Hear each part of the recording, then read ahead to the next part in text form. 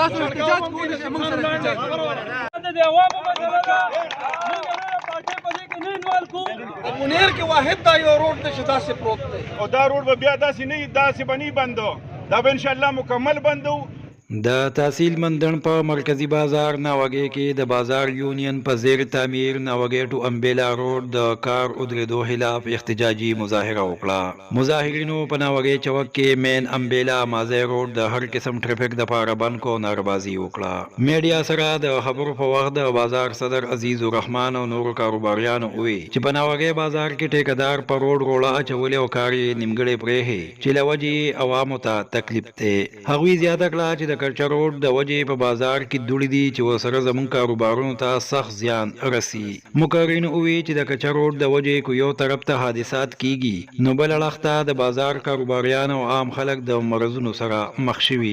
احتجاجي مظاهرې ته سابق نائب ناظم اشتر خان، سابق ډسټریکټ کونسل امیدوار محمد اقبال او نورو خطابونه وکړل او د حکومت او متعلقه خلکو یې غوښتنه وکړه چې روډ دې زر تر زره جوړ کړي شي چې موږ د دې عذابه خلاص شو. په دې موقع د سواد کبل د دماکي هم په سخت ټکو کې مذمت وشو او د شهداو د لوړو درجاتو د پاره دعا وغوښتې شو. د احتجاجي مظاهرینو سره اسسټنټ کمشنر مندړ رحمت الله، ناظم مندړ نصیب خان او ناظم خدوخیل گلزار حسین بابک کامیاب مذاکرات وکړل او د روډ د زر زر جوړېدو او په بازار کې روزانه د چړکاو یقین دهاني ورکړه.